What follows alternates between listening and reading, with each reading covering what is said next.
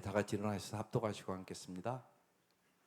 시작. 만군의 여호와가 이같이 말하노라. 너희 조상들이 나를 경노하게 하였을 때에 내가 그들에게 재앙을 내리기로 뜻하고 뉘우치지 아니하였으나 이제 내가 다시 예루살렘과 유다 족속에게 은혜를 베풀기로 뜻하였나니 너희는 두려워하지 말지니라. 너희가 행할 일은 이러하니라. 너희는 이웃과 더불어 진리를 말하며 너희 성문에서 진실하고 화평한 재판을 베풀고 마음에 서로 해하기를 도모하지 말며 거짓 맹세를 좋아하지 말라. 이 모든 일은 내가 미워하는 것이니라. 여호와의 말이니라. 만군의 여호와의 말씀이 내게 임하여 이르시되 만군의 여호와가 이같이 말하노라. 넷째 달의 금식과 다섯째 달의 금식과 일곱째 달의 금식과 여덟째 달의 금식이 변하여 유다 족속에게 금식 기쁨과 즐거움과 희락의 절기들이 되리니 오직 너희는 진리와 화평을 사랑할지니라.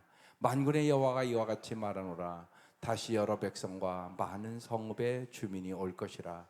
이 성읍 주민이 저 성읍에 가서 이르기를 우리가 속히 가서 만군의 여호와를 찾고 여호와께 은혜를 구하자 하면 나도 가겠노라 하겠으며 많은 백성과 강대한 나라들이 예루살렘으로 와서 만군의 여호와를 찾고 여호와께 은혜를 구하리라. 만군의 여호와가 이같이 말하노라. 그날에는 말이 다르니 반 백성 10명이 유다 사람 하나의 옷자락을 잡을 것이라. 곧 잡고 말하기를 하나님이 너희와 함께 하심을 들었나니 우리가 너희와 함께 가려 하노라 하리라 하시니라. 아멘. 오늘 말씀의 제목이 은혜를 작정하신 하나님이에요. 이 은혜라는 단어가 말로는 표현할 수 없는 단어예요, 사실이요.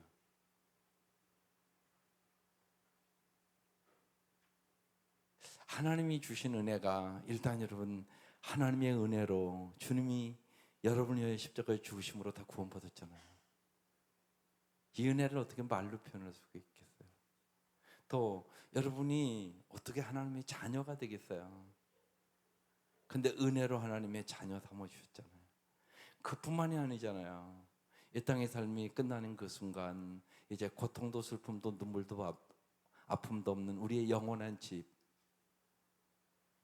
천국 가잖아요. 여러분 이 땅에서 쉬운 얘기로요, 누가 여러분에게 몇 억 들여서 집 하나 사줘도 감사하지 않겠어요? 이거와는 비교할 수 없는 거예요, 사실은요. 그러니까 정말로 은혜를 잘 생각하면 언제나 기뻐하고 감사하고 찬양하며 살 수 있어요. 오늘 그런데 하나님이 은혜를 주기로 작정하셨다는 말씀이에요. 하나님은 정말로 언제나 복 주시기를 원하세요. 그런데 왜 우리에게 재앙이 있을까요? 오늘 이제 거기서부터 시작을 합니다. 하나님이 이스라엘 백성의 죄악으로 진노하셔서 징계를 하셨지만 뜻을 돌이켜서 은혜를 베풀기로 작정하셨다는 것이에요. 하나님의 은혜가 있기에 여러분 사실 인간의 회개도 가능한 거예요. 은혜가 없으면 회개도 못해요. 회개할 때 은혜의 문이 언제나 열리는 거예요. 하나님의 은혜를 깨달은 사람은 그럼 은혜에 합당한 삶을 살게 되는 거죠. 여러분 은혜를 깨달은 만큼 아름다운 삶을 삽니다. 반드시 그렇게 돼 있어요. 그래서 여러분 먼저는 깨닫는 은혜가 있어야 돼요. 주님의 은혜를 깨달은 사람은 주님을 전적으로 신뢰하는 은혜로 가게 되고 그 다음에 하나님 말씀에 순종하는 은혜로 가게 돼요. 그래서 주님으로부터 정말 형통하는 삶을 얻게 되는 거예요. 반드시 그렇게 가는 거예요. 그러니까 여러분 깨닫는 것이 먼저예요. 청년들 그래서 이번 이제 여러 가지 이들의 삶을 준비하면서 깨닫는 게 엄청나게 중요해요. 많은 경우 여러분요 거의 다가 깨닫지 못해서 불행한 인생을 사는 거예요. 그러니까 이 아이들이 정말 애들 연애해요. 그런데 내가 이렇게 보기에는요 잘못된 연애를 하는 아이들이 너무 많은 거예요. 그리고 뭐 상처받았다고 뭐 그러고 그러니까 무지해서 제가 보기엔 무지한 애들이 너무 많은 거예요. 여러분 잘 생각해 보세요. 쉬운 얘기로요. 이런 경우도 있잖아요. 잘못 선택해서 30년 고생할 거 쉬운 얘기로 이렇게 요번 와서 이렇게 잘 공부해 보니까 우리가 이게 잘못된 연애구나. 그러면 헤어지고 3개월 아프고 30년 올바로 선택하는 게 낫지 않겠어요? 여러분 잘 생각 안 그래요? 잘못된 선택해서 30년을 고생할 수 있어요. 아니 평생을 고생할 수도 있어요. 그런 사람들 부지기수야 아닌 것 같지만 결혼 잘못해서 평생을 아프게 살아요. 그럴 바에야 예를 들면 지금 조금 아프지만 한 3개월 아프고 더 좋은 사람 만나는 게 낫지 않을까요? 그런 거 배운다고요. 그런 거. 그런 애들이 있어요. 반드시요. 내가 보기에는 저 사람들 잘못된 연애를 하고 있는 거거든요. 그러면 헤어지는 거 아프지 왜 안 아프겠어요? 서로 사랑하는 사람인데. 그런데 결단을 하고 저 사람이랑 나랑은 너무나 안 맞는 것 같다. 그럼 딱 결단하고 새로운 선택을 하는 게 행복한 이별이죠. 그런 것들을 깨달아야 된단 말이죠. 그건 엄청나게 중요한 일 아니겠어요? 그래서 하나님의 은혜를 깨달은 사람은 은혜에 합당한 어떤 삶을 살아야 될 것인가를 오늘 말씀해 주고 있습니다. 여러분 에베소 2장 8, 9절 말씀은 우리가 신앙생활하면서 무지하게 중요한 말씀이에요. 너희는 그 은혜에 은하여 믿음으로 말미암아 구원을 받았나니 이것이 너희에게서 난 것이 아니요 하나님의 선물이라. 행위에서 난 것이 아니니 이는 누구든지 자랑하지 못하게 합니다. 이 말씀을 깨달으면 절대로 교만할 수가 없거든요. 모든 사람은 은혜로 구원받은 거예요. 행위로 구원 얻는 사람은 없어요. 한 사람도. 의는 없다 한 사람도 없으니까. 근데 사람은 무슨 좀 행위를 하면 꼭 교만을 이렇게 하거든요. 은혜로 한 건데 그걸 못 깨달으니까 교만해지는 거거든요. 교만하면 망하는 거예요. 그렇게 가는 거거든요. 또 예상외로 이 은혜를 모르는 사람은요 자꾸 자기가 구원의 확신이 없는 거예요. 내가 무슨 행위를 열심히 해야만 구원을 받는다고 생각하니까 신앙생활만 조금 나태해져도 내가 구원받는다 그러면 또 의심하고 살아요. 그러니까 그 사람 기쁨이 없죠. 구원의 확신이 없는 사람이 무슨 기쁨으로 살겠어요. 그래서 무지하게 중요한 말씀이에요. 은혜를 깨닫는 거. 근데 오늘 말씀에 하나님이 은혜를 작정하셨다는 거예요. 첫 번째 하나님의 태도가 변하셨어요. 14절 만군의 여호와가 이같이 말하노라. 너희 조상들이 나를 경노하게 하였을 때 왜 하나님은 경노하실까요? 여러분 왜 자녀들 기르면서 왜 경노하세요? 장로님 애들 기르면서 여기 애들 왔겠죠? 왜 경노해요? 한마디로 말 안 들으니까. 그죠? 아빠가 얘기하는 게 이게 올바른데 이렇게 하라고 그래도 안 하고 지 맘대로 하고 지 멋대로 하고 그러니까 부모는 화가 나는 거죠. 여러분 잘 생각해 보세요. 여러분 왜 부모를 화나게 하냐고. 부모가 여러분보다 20, 30년 살았으니까 또 이렇게 살으라 그러면 그러고 말 잘 들으면 화 안 나는데 지 맘대로 살으니까 화를 나는 거잖아요.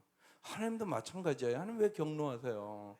하나님 아름다운 인격을 가진 분이 하나님 말씀대로 안 살으니까 망할 길로 자꾸 가니까 더 쉽게 얘기하면 우상숭배 길로 자꾸 가니까 죄의 길로 자꾸 가니까 죄의 삭은 사망이잖아요. 우상숭배하면 그건 결국 속는 거란 말이에요.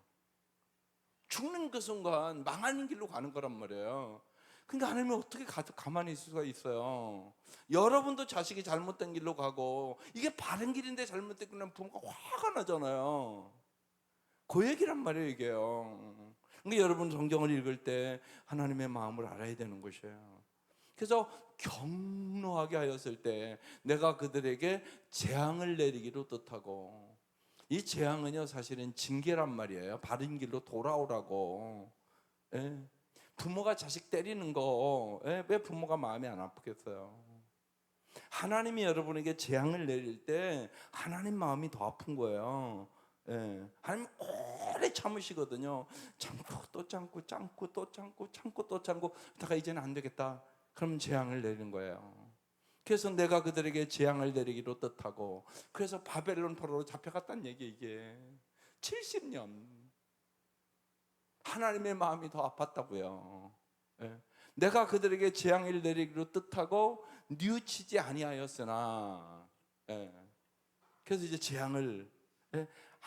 아무리 기다리고 얘기해도 안 들으니까 어쩔 수 없이 재앙을 내려서 바벨론 포로로 70년을 이제 살고 이제 돌아와서 지금 이 형편이 성전을 재건하고 그런 때예요. 근데 모든 것이 제대로 되지를 않는 거예요. 그러니까 이 백성들이 지금 낙심하고 절망한 상태에서 오늘 본문 주시는 거예요.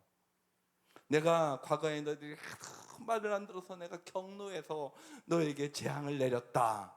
그러면서 이제 15절, 그러나 이제 내가 다시 예루살렘과 유다 족속에게 뭐를 베푸겠다고요? 은혜를 베풀기로 뜻하였나니. 그래서 오늘 말씀에 은혜를 주기로 작정했다, 이게 제목으로 붙은 거예요. 은혜를 베풀기로 하나님이 작정하셨다는 거예요. 그러면서 너희는 두려워하지 말지니라, 그렇게 말씀하고 있는 것이에요. 여러분, 하나님은 언제나 우리에게 복 주시기를 원하세요.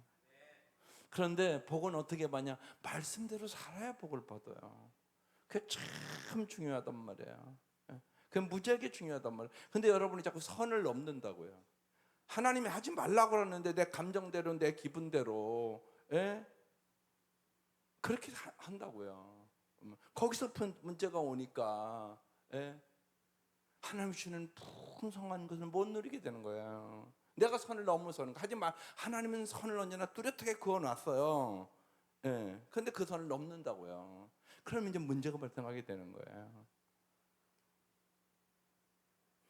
그래서 하나님이 이제 은혜를 베풀기로 작정하셨다는 거예요. 그래서 너희는 두려워하지 말라. 내가 너희에게 이제는 복을 주기로 작정하였다.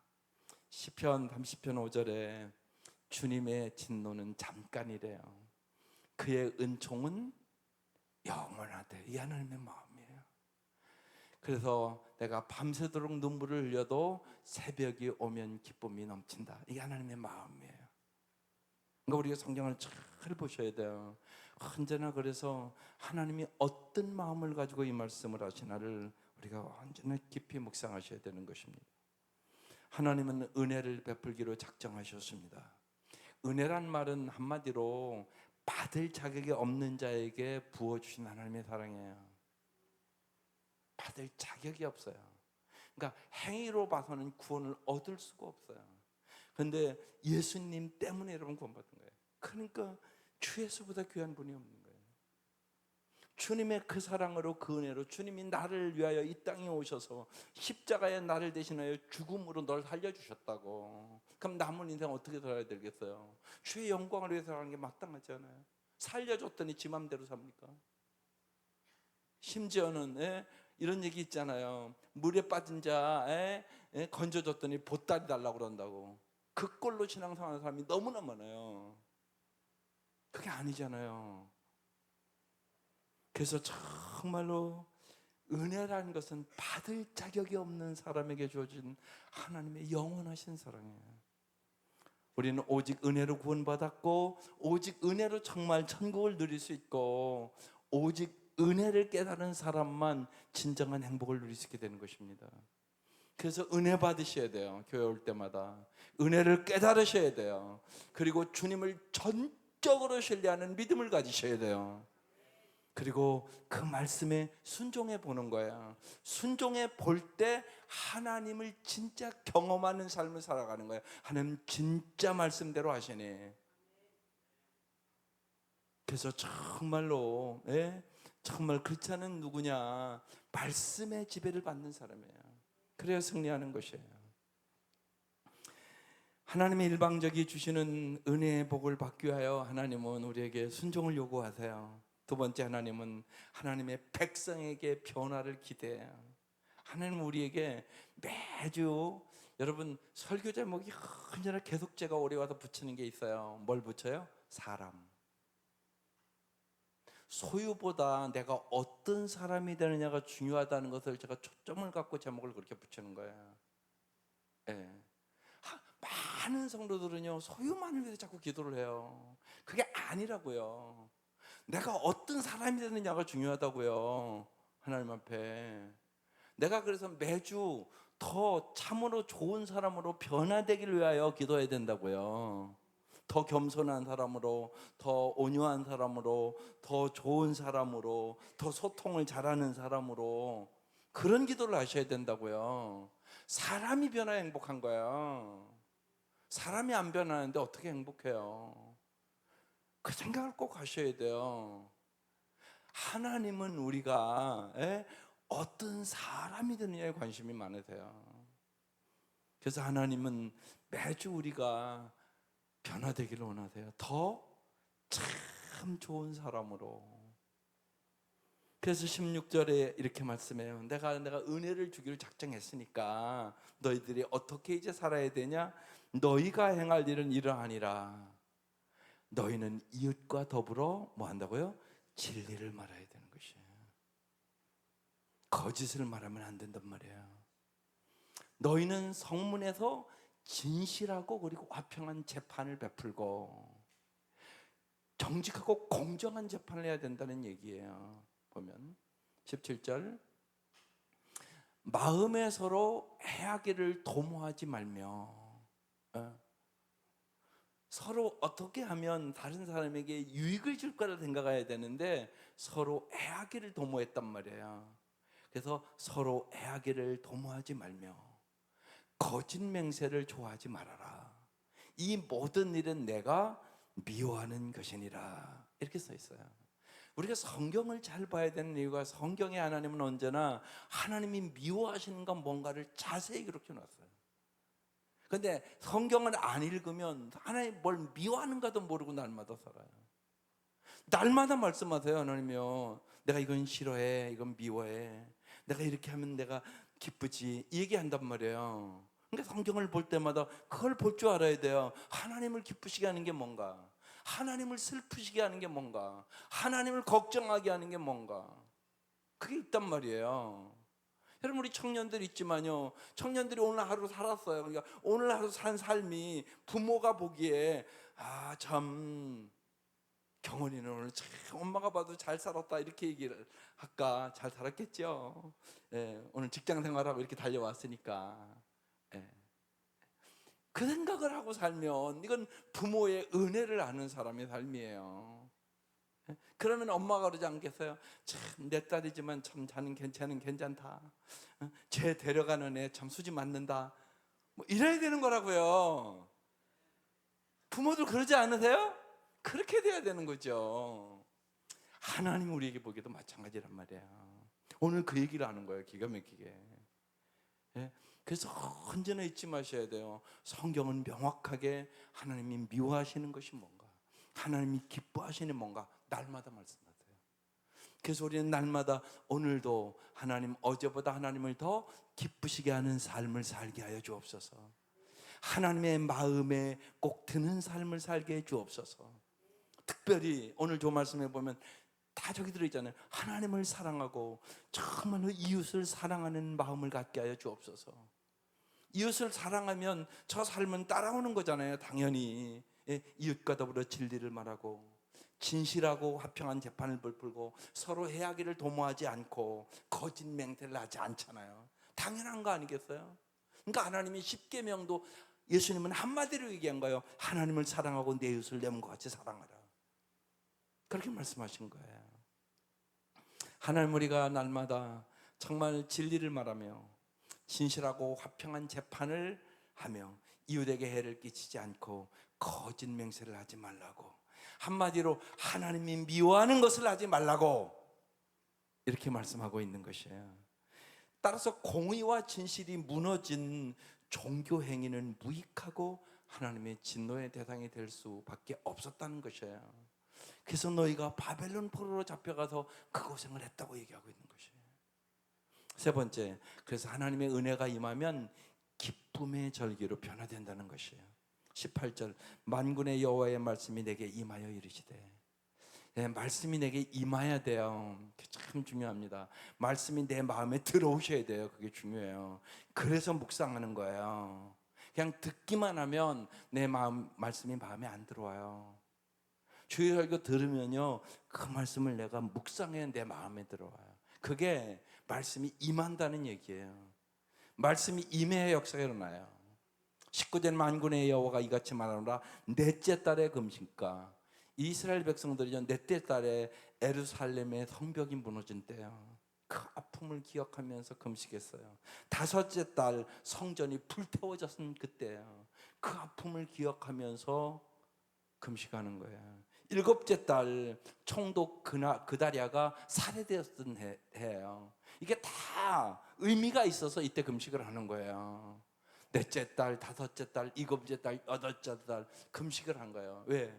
너무나 슬픈 사건들이 있었던 거예요. 아픔의 사건들이 있었던 거예요. 자기의 역사 속에. 그 날을 기억하면서 저들이 금식하며 울며 기도하는 것이에요. 그런데 이제 그것이 하나님이 너희들의 슬픔을 변화시켜 주겠다는 거예요. 유다 족속에게 기쁨과 즐거움과 희락의 절기들이 되리니 오직 너희는 진리와 화평을 사랑할지니라. 그렇게 말씀하고 있는 거예요. 하나님께서는 이제 정말로 너희들의 그 이제 슬픔을 변하여 기쁨으로 만들어 주겠다고 말씀하는 거예요. 에레미야가 5장 15절에도 이런 말씀이 있어요. 우리의 마음에서 즐거움이 사라지고 춤이 춘곡으로 바뀌었습니다. 그래서 에레미야가 끊임없이 얘기하는 거예요. 바벨론 포로로 잡혀갈 거니까 회개하라고. 끝까지 안 듣는 것이. 그래서 에레미야가 눈물의 선지자 아니에요. 날마다 우는 거예요. 그래서 에레미야의 애가가 기록된 거거든요. 그때 주신 말씀이에요. 너의 마음에서 즐거움이 사라질 거라고, 춤이 춘곡으로 바뀔 거라고. 근데 임했거든요. 그리고 나서 이제 오늘 바벨론으로 잡혀가서 돌아와서 이제 오늘 이 스가랴서 주는 거거든요. 하나님은 슬픔의 금식이 이제 기쁨과 즐거움과 희락의 절기가 되게 하겠다고, 은혜를 베풀어 주겠다고 말씀하는 것이에요. 여러분, 하나님의 은혜가 임하면 슬픔의 금식이 기쁨의 절기로 바뀝니다. 하나님 우리에게 기쁨을 주시기를 원하세요. 항상 기뻐하는 삶을 주기를 원하시는 거예요. 그래서 날마다 여러분 은혜를 받아서 기쁨을 발견하셔야 돼요. 날마다 기쁨을 발견하고 사세요. 그게 참 중요합니다. 예수님께서 죄로 파괴된 세상을 회복하시기 위하여 인간으로 이 땅에 오셔서 십자가에 돌아가시고 부활하시고 승천하시어 죄와 질병과 사탄과 죽음을 정복하시고 이 땅에 하나님의 나라, 진정한 의와 평강과 희락을 우리에게 주신 거죠. 그래서 로마서 14장 17절 18절 이런 말씀이 있어요. 하나님의 나라는 뭐라고요? 먹는 일과 마시는 일이 아니라 성령 안에서 누리는 의와 평화와 기쁨입니다. 그래서 여러분 성령 충만함 받아야 돼요. 그래야 의와 평화와 기쁨이 여러분 삶에 임하게 되는 것이에요. 이게 진짜 행복이에요. 소유의 행복은 며칠 못 가는 행복이에요. 성령 안에서 성령 충만할 때 행복해지는 것이에요. 이번 이 아이들 주제도요. 그래서요, 성령 충만함이 주제예요. 성령 충만한 가정을 만드셔야 돼요. 성령 충만해야 여러분의 성품이 아름다운 성품의 사람들이 되는 것이에요. 성품이 아름답고 성령의 능력 안에서 은사를 발휘하고 성령 충만한 가정을 이루어 행복해요. 타락한 인간은 다요 반드시 자기중심적이고 이기적이에요. 이거를 인간의 힘으로 절대 무너뜨리지 못해요. 그걸 잊지 마셔야 돼요. 연애할 때는 몰라요. 연애할 때는 다 잘할 것 같지요. 절대 그렇지 않습니다. 결혼 딱 해보면 변합니다. 그때 이제 알게 돼요. 결혼해서 살아보면 저 사람이 저렇게 이기적이야? 저렇게 자기중심적이야? 어떤 것은요 양보를 안 해요. 아주 얼마나 고집스러운지. 그런 게 반드시 있습니다. 인간에게. 그래도 자기가 자라온 환경이 참 우리 엄마 아빠가 화목한 가정에서 사랑하고 살았다 그러면 그게 조금 적은 거고요.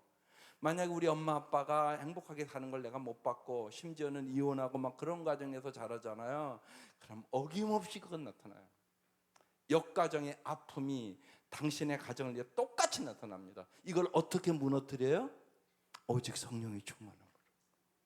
여러분, 이기적이고 자기중심적인 마음을 타락한 인간은 다 갖고 있습니다.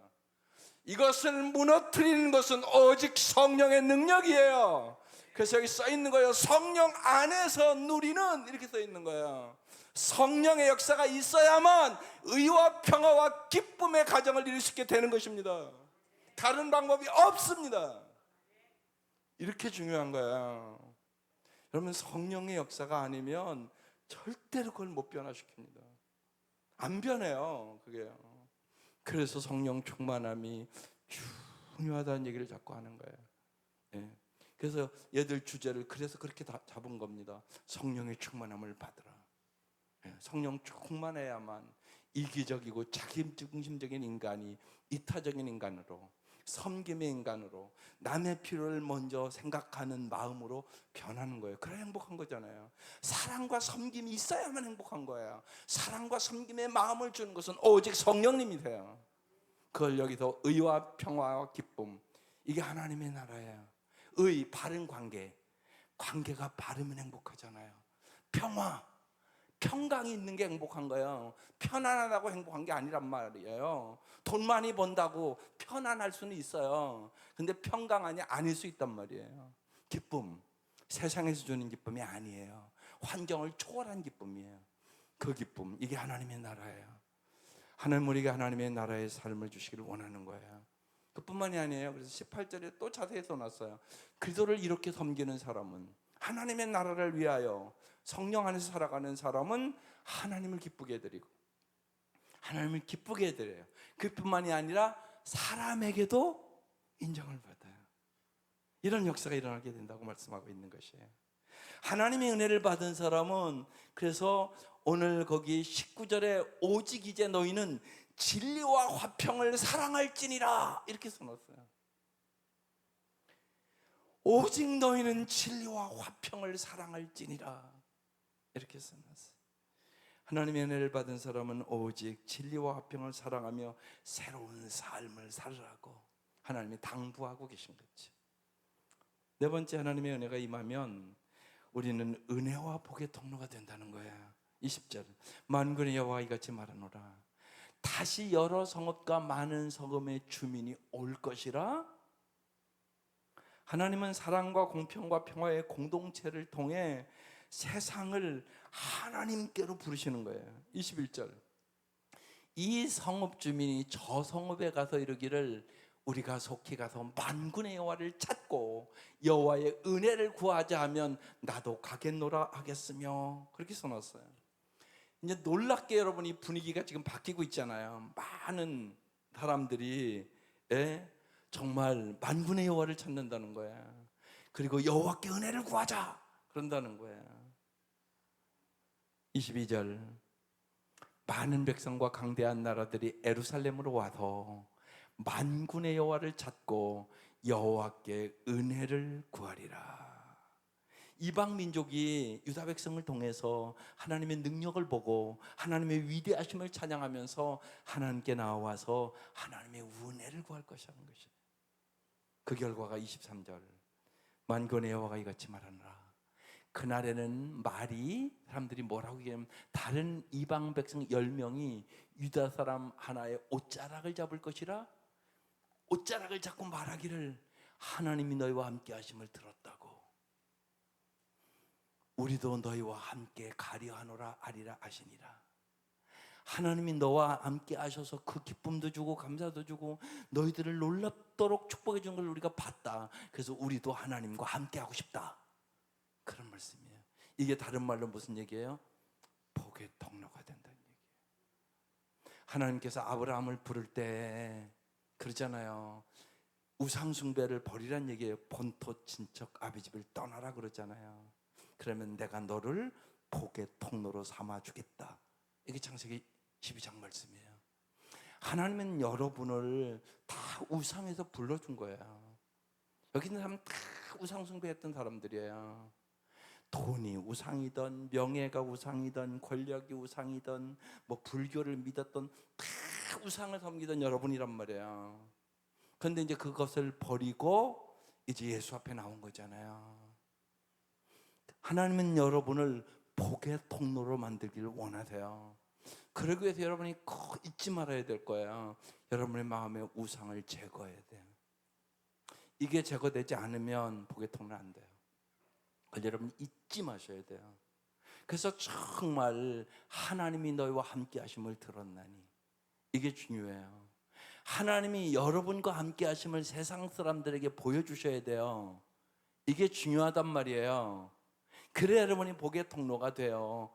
쟤 보니까 하나님이 함께 하시는구나. 너의 삶을 보니까 하나님이 함께 한다고 말할 수밖에 없다. 네가 변한 거 보니까 참 놀랍다. 이 역사가 있어야 되는 거예요. 아브라함이 본토 친척 아비집을 떠나고 마지막에는요, 자식까지 우상을 삼지 못하게 하여 독자 이삭을 바치라고 얘기해요. 창세기 12장에 떠나요. 창세기 22장에 독자를 이삭을 바쳐요. 그리고 정말로 하나님이 이렇게 말씀해요. 내가 이제야 여호와를 경외하는 줄 아노라, 이렇게 말씀하세요. 그리고 진짜 복의 통로로 만들어주시는 거예요. 우리의 마음에 우상이 있으면 여러분 복의 통로는 안 돼요. 그걸 잊지 마셔야 돼요, 언제나. 그래서 정말 주님이 함께 계심을, 주님만을 의지하는 그 삶이 돼야 돼요.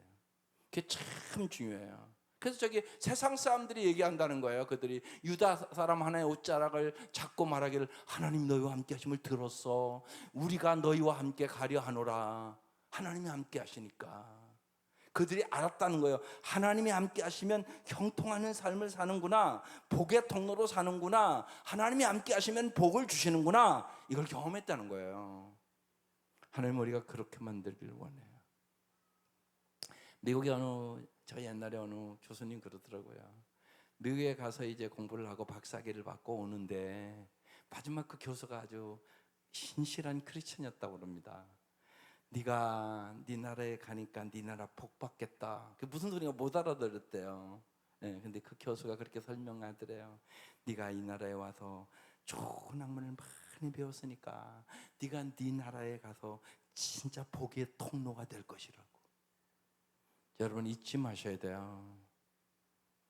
여러분의 자녀도 공부를 잘 시켜야 되는 이유도, 또 돈도 잘 벌어야 되는 이유도 복의 통로가 되기 위해서, 많은 사람에게 나눠주기 위해서, 많은 사람을 행복하게 하기 위해서, 그렇게 하기 위해서 복의 통로로 길러야 돼요. 세상에 가난과 고통과 아픔과 슬픔의 사람들이 참 많다. 네가 많이 배웠으면 그 지식을 가지고, 돈을 많이 벌으면 그 물질을 가지고, 네가 재능이 있으면 그 재능을 가지고 많은 사람의 복의 통로가 되어야 한다. 이게 하나님이 함께 하신다는 의미의 말씀이었어요. 이것이 진정한 교회의 모습이에요. 교회는 세상에 하나님의 사랑을 전달하는 은혜의 통로가 되어야 되는 거잖아요. 우리는 은혜와 복의 통로가 되기 위해서 은혜와 진리가 충만한 예수님을 날마다 닮아가는 사람이 먼저 되어야 된다는 거예요. 그게 요한복음 1장 14절 말씀이에요. 말씀이 육신이 되어 우리 가운데 오셨어요. 우리가 그의 영광을 봤어요. 예수를 봤단 말이에요. 아버지의 독생자의 영광이에요. 예수님은 뭐가 충만하다고요? 은혜와 진리가 충만하더라. 우리도 은혜와 진리가 충만해야 돼요. 받을 자격이 없음에도 불구하고 부어준 하나님의 사랑, 우리가 다 은혜를 받았잖아요. 그럼 우리도 은혜의 사람이 되어야 되는 거예요. 다른 사람을 용서해 줄 줄 알아야 되고, 마음도 넓어져서 좀 관용할 줄 알아야 되고, 정말 내가 은혜 받아서 구원받았고 내가 은혜로 나의 나 된 것이 은혜임을 우리는 깨달은 사람이잖아요. 그럼 다른 사람에게도 은혜를 베푸는 사람이 되어야죠. 그뿐만이 아니라 언제나 진리의 길로 인도해 가야죠. 세상은 거짓이 많으니까요. 그래서 은혜와 진리가 충만한 예수의 삶을 담는 사람들, 이것이 크리스천이에요. 오늘 하나님의 백성이, 지금 이스라엘 백성이 크게 낙심하고 지금 절망하고 있는 그런 환경이에요.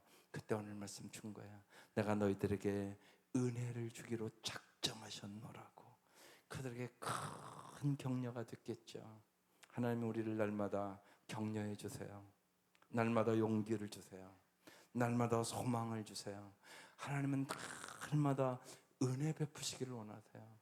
여러분 생각해 보세요. 독생자까지 주신 하나님이 그 무엇을 은혜로 주시지 아니하시겠느냐.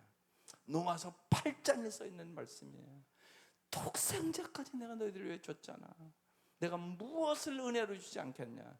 하나님 우리에게 은혜를 주시기로 작정하셨어요. 날마다 이 은혜를 경험하고 은혜와 진리가 충만해서 용기를 가지고 승리하는 삶을 살아가시기를 주의 이름으로 축원합니다. 기도하십시다. 같이 읽어볼게요. 저의 죄를 용서하시고 하나님의 자녀 삼아주심을 감사드립니다. 교회가 하나님의 은혜의 통로가 되어 이 땅에 생명의 빛을 비추게 하소서. 싱글 목장 청년 수련회를 위하여 1, 2분 동안 아버지 한번 부르고 통성으로 기도하겠습니다. 아버지